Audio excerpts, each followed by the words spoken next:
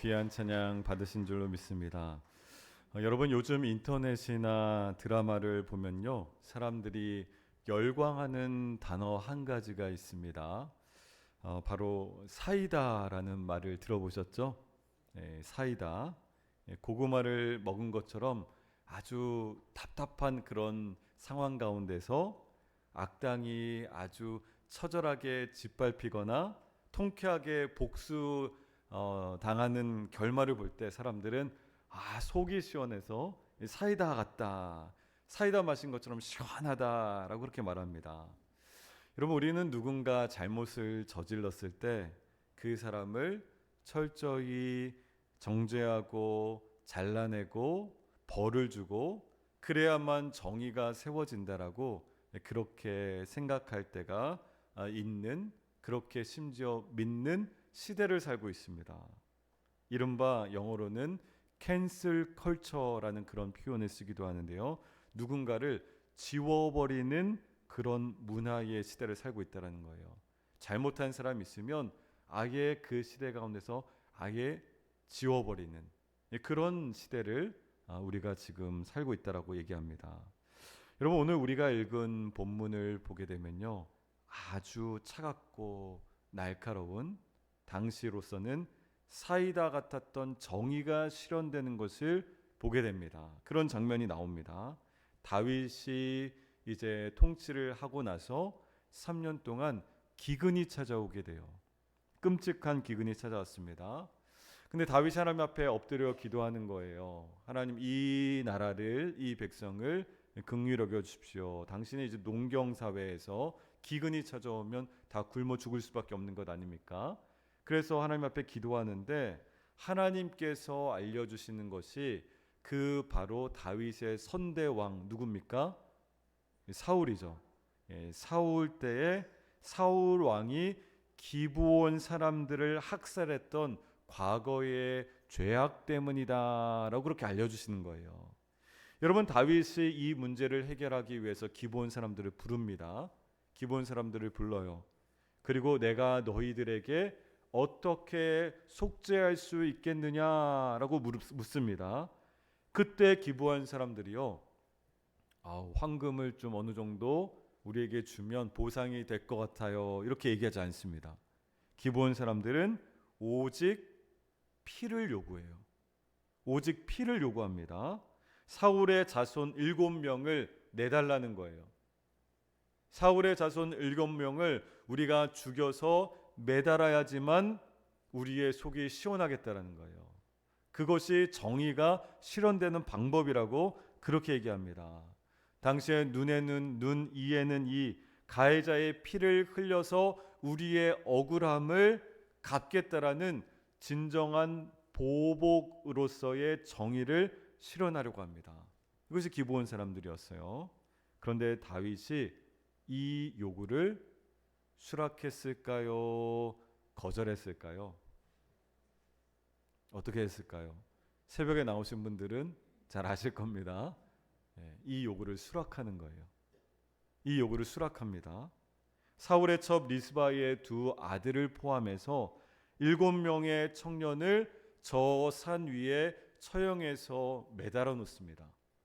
그렇게 기브온 사람들의 요구를 들어줘요. 자, 여러분, 이제 정치적으로나 제도적으로나 문제는 깔끔하게 해결되었습니다.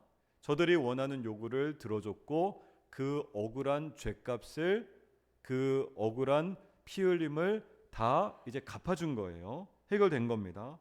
원한을 가진 사람들의 요구를 들어주었으니까 이제 통쾌하게도 저들 입장에선 사이다 결말이 이제 된 거죠. 통쾌하게 다 끝났습니다. 이제 하늘에서 닫혔던 문이 열리고 하나님께서 비를 내려주셔야 하는 것 아닙니까? 하나님께서 이제 비를 내려주셔야 되는데, 그런데 비를 내려주셨다면 사실은 오늘 성경에서 할 이야기가 없죠. 비가 내리지 않는 거예요. 이렇게 그 죄값을, 사울의 그 가문의 죄값을 다 이제 치렀는데 비가 내리지 않습니다. 차가운 보복의 사이다 정의는 실현되었지만 이스라엘 땅의 깊은 상처는 오히려 치유가 안 되고 있는 거예요. 하늘이 여전히 닫혀 있어요. 왜 그랬을까요? 누군가를 정죄하고 잘라내는 것만으로는 결코 생명을 살릴 수가 없다라는 겁니다. 여러분, 바로 이 처절하고 끔찍한 비극적인 현장 가운데 오늘 우리가 읽은 본문에 한 여인이 등장합니다. 오늘 본문의 진짜 주인공인 리스바라는 여인이 등장하고 있어요. 여러분, 이 리스바라는 여자는 사울의 첩이었습니다. 이제는 아무런 힘도 없는 그냥 늙은 여인이에요. 그런 여인에 불과했습니다. 그런데 10절 말씀을 보니까 모두 합리적이고 정치적인 해결책이라며 7명의 희생양을 던져놓고 그냥 다 돌아갔을 때 이 리스바가 홀로 그 끔찍한 사형의 현장으로 들어갑니다. 사형장으로 들어가는 거예요. 리스바가. 그리고 바위 위에서 애통의 상징인 이 베옷을 펼쳐 깝니다. 펼쳐 놓는 거예요. 베옷을 펼쳐 놓습니다. 여러분, 새벽에 사무엘하, 지금은 열왕기상 하고 있는데 사무엘하 말씀을 한 장 한 장 같이 상고해 오신 분들은 지금 이 줄거리가 어느 정도 익숙하시죠? 근데 제가 수요일에 새벽 기도회 때 나눴던 말씀을 더 조금 확대해 가지고 강해 설교로 하는 이유가 있어요. 새벽에 나오신 분들은 그 기반으로 조금 더 말씀에 깊이 들어갈 수 있게끔 하고, 또 나오시지 못한 분들은 오늘 말씀을 들으면서 성경 강해 전체 우리 교회의 흐름 가운데 이렇게 따라오시는 겁니다. 여러분, 새벽에 나오셨던 분들 아시겠지만 이 여인의 행동은 단 며칠로 끝나지 않아요. 이렇게 베옷을 깔고 그곳에 머무르는 이 여인의 행동이 그냥 며칠로 끝나지 않습니다. 곡식을 베기 시작할 때부터라고 그렇게 되어 있어요. 그 한 4월경입니다. 4월경부터 해서 하늘에서 비가 쏟아질 때까지 그러면 우기가 되는데 한 10월경이 되는 거예요. 그러니까 4월부터 10월까지니까 대략 몇 개월이에요? 6개월 동안, 6개월에 가까운 시간 동안 이 리스바라는 여인은 그곳에 베옷을 깔고 거기 엎드려 있는 겁니다. 여러분, 낮에는 이스라엘의 뜨거운 태양 아래에서 이 시체를 파먹으려는 독수리떼와 함께 싸우고 있는 거예요. 독수리떼와 싸웁니다. 시시때때로 시체에 내려오려고 하는 그 독수리떼를 쫓으면서 싸우고 있는 거예요. 또 밤에는 시신을 훼손하려고 하는 들깨와 승냥이들을 쫓아내면서 싸우고 있습니다. 또 그 시신들, 7명의 시신들이 있는 그 앞에 베옷을 깔았으니 살이 썩어가는, 악취가 진동하는 저주의 바위 위에서 이 리스바라는 여인은 떠나지 않습니다. 그곳에 머물러 있어요. 여러분, 신명기 21장 23절을 보게 되면요, 하나님 주신 율법이 나오는데 나무에 매달린 자는 저주받은 자를 상징합니다. 그런데 이 저주받은 자라 할지라도 해가 지기 전에는 반드시 나무에서 내려놔야 돼요. 이것이 하나님 주신 율법입니다. 해가 지기 전에는 반드시 장사해야 돼요. 시신이 썩어가지 않도록, 훼손당하지 않도록 장사하게 되어 있어요. 그래서 장사하여 그 땅을 더럽히지 말라라는 것이 신명기에 나오는 하나님의 말씀입니다. 그런데 사람들은 어떻게 한 거예요? 이 7명의 시신들, 자신들의 억울함을 이제 분풀이하면서 화풀이하면서 피의 값을 요구해 놓고 죽인 채로 그냥 매달아 둔 거예요. 하나님의 말씀을 어겼습니다. 그냥 버려둔 거예요. 그런데 리스바라는 이 여인은 내 아들들을 포함해서 그 아들들이 단지 국가를 위한 희생양으로서 저주받은 고기 덩어리로 그렇게 있는 것을 보고 있을 수만 없는 거예요. 모두가 비난하고 침을 뱉는 그 저주의 한가운데로 리스바가 들어갑니다. 그리고 온 몸으로 그 시대의 그 상황 가운데 아픔과 죄악을 껴안고 애통하고 있는 거예요. 오늘 리스바라는 여인이 그렇게 애통하고 있는 겁니다. 여러분, 여러 달이 지났습니다. 바위 위에 미친 여자처럼 시신을 지키고 있었던 이 미스바의 소문이 마침내 왕궁에 있던 누구의 귀까지 들어갈까요? 다윗 왕의 귀에 들어갑니다. 그리고 그 순간 다윗이 마음에 큰 충격과 깨달음을 얻게 되는 거예요. 아, 내가 틀렸구나. 내가 기브온의 방식이 옳은 줄 알았는데 누군가의 피를 흘려서 복수를 하고 그 죄값을 치러내고 정치적으로는 잘 타협하고 해소했다라고 생각했는데, 그렇게 하면 이 땅의 저주를 끊어낼 수 있다라고 생각했는데 내 방식이 틀렸구나. 다윗은 그제서야 차가운 정의가 아니라 애통하는 긍휼이 필요하다는 것을 깨닫게 됩니다. 한번 따라 하실까요? 애통하는 긍휼. 예. 우리 안에 애통하는 긍휼이 필요하다는 것을 그제서야 깨닫게 되는 거예요. 여러분, 다윗이 즉시 군대를 보냅니다. 길랏 야베스에 버려져 있던 사울과 그 아들 요나단의 뼈를 찾아오고요. 리스바가 지키고 있었던 이 7명의 뼈를 정성껏 거두어서 그 조상의 묘에 온전히 장사 지냅니다. 다윗이 이제서야 바르게 하는 거예요. 버려진 자들, 저주받은 자들의 신원을 회복시켜 주는 것이죠.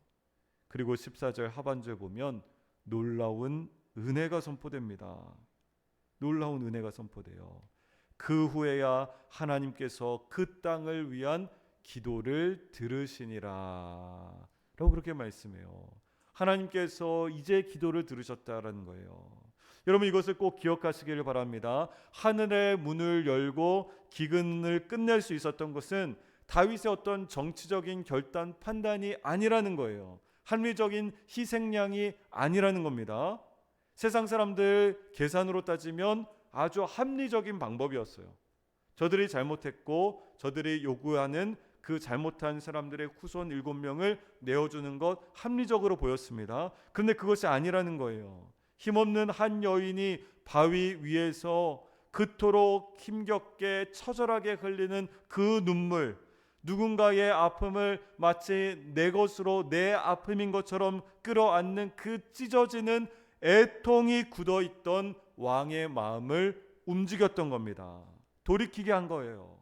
마침내 그리고 하늘을 열어 하나님의 긍휼하심을 이끌어낼 수 있었던 겁니다.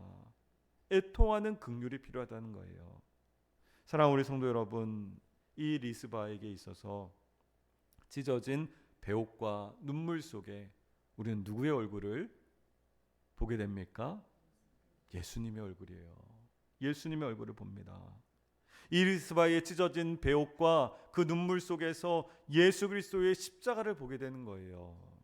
세상은요, 그리고 때때로는 우리조차 늘 기브온의 방식이 옳다, 기브온의 방식으로 하늘을 열 수 있다라고 그렇게 착각합니다. 우리 가정에 문제가 생기면 내가 이러이러하게 따져보니까 당신이 잘못한 거야, 당신 때문이야, 비난의 화살을 쏟습니다. 교회 안에 갈등이 생기면 누군가를 정죄하고 에휴 저 사람 봐라, 저러니까 아주 못 쓰겠네, 그 사람을 잘라내면 문제가 덮여질 것이라고 그렇게 생각합니다. 그것을 정의라고 착각하는 거예요. 교회 안에서도 가정에서도 세상에서도 그렇게 착각합니다. 하지만 그런 차가운 정죄의 칼날 위에는 결코 은혜의 비가 내리지 않는다라는 겁니다. 은혜의 비가 내리지 않아요. 우리 교회 안에도 마찬가지예요. 정죄의 그런 칼날이 많으면 많을수록 우리 교회 안에 은혜의 비가 내리지 않는다라는 거예요. 여러분, 진정한 회복과 구원은요, 리스바처럼요, 이 연약한 여인처럼요, 누군가가 바위 위에서 베옷을 펼칠 때, 그때 진정한 회복과 구원이 일어날 줄로 믿습니다. 그렇게 헌신하는 자가 있었던 거예요. 여러분, See You at the Poll이라는 그런 운동이 있습니다. See you at the pole 벌써 오래되었는데요. 번역하면 국기 계양기 앞에서라고 돼요. See you at the pole 국기 계양기 앞에서 만납시다. 이게 뭐냐면요. 학교마다 가면 여러분들 국기가 태극기를 걸어놓는 계양대가 있죠. 국기 계양대가 있죠. 학생들이요. 나라를 위해서 학교를 위해서 또 그 청소년 세대를 위해서 기도하기 위해서 우리 국기계양대 앞에서 만나자라고 약속한 모임이 있었어요. 그것이 See You at the Pole이라는 그런 운동이었어요. 그래서 실제로 기독 학생들이 쉬는 시간이 되면 점심시간이 되면 그 국기계양대 앞에서 모이는 거예요. 그래서 눈물로 그 학생들이 애통하는 마음으로 정말로 베옷을 깐 그런 모습으로 나라를 위해서 기도했어요. 학교를 위해서 기도했어요. 그 학생들을 위해서 기도했어요. 그곳에 복음의 놀라운 역사가 일어나기 시작합니다. 여러분, 애통하는 자들이 있을 때 그곳에 진정한 회복의 역사가 일어난 줄로 믿습니다. 하나님께서 우리에게도 애통하는 마음을 주십니다. 여러분, 예수님을 보십시오. 예수님 죄로 인해서 저주로 그 십자가 나무에 매달린 우리의 시신을 대신해서 썩어가도록 내버려 두지 않으신 거예요. 예수님께서 창조주 하나님께서 친히 인간의 몸을 입고 이 악취나는 이 세상 가운데 내려오셔서 죄의 현장 가운데 오신 거예요. 저와 여러분들이 다 나무에 달려 있어야 되는 거 아닙니까? 내 안에 있는 그 죄악으로 인해서 우리가 나무에 달려서 그 썩어져가는 냄새나는 그 시신이어야 되는 인생 아니었습니까? 그런데 예수님께서 창조주 하나님께서 친히 이 땅 가운데 내려오신 겁니다. 그리고 나를 대신해서 우리를 대신해서 친히 십자가 나무에 매달리셨던 겁니다. 이보다 더 큰 사랑이 있습니까? 이보다 더 큰 은혜 있습니까? 여러분, 십자가는 단순한 처형틀이 아닙니다. 예수님의 십자가는 하나님께서 이 땅 가운데 폐역하고 병든 세상을 향해 펴신 오늘 본문처럼 바위 위에 찢겨진 배옷과도 같았던 거예요. 하나님께서 친히 우리의 수치와 저주를 끌어안으시고 애통하신 사건이 바로 십자가인 줄로 믿습니다. 저와 여러분들에게 다 주님께서 십자가를 허락하신 줄로 믿습니다. 여러분, 저주받아 마땅한 우리가 자유케 되었고 이제 은혜의 단비가 오늘 이 시간도 또 우리의 인생 가운데 쏟아져 내리고 있는 줄로 믿습니다. 여러분, 미국에요 메리 존슨이라는 흑인 어머니가 있었습니다. 그런데 그녀에게 눈에 넣어도 아프지 않을 외아들이 있었어요. 아들이 하나 있었습니다. 근데 어느 날 파티에서 16살짜리 소년 오세아 이스라엘이라는 이 소년이 쏜 총에 그 외아들이 죽고 말아요. 총을 맞고 죽습니다. 허무하게 목숨을 잃고 말아요. 살인자는 감옥에 갇혔지만 이 어머니의 마음이 어떻게 했어요?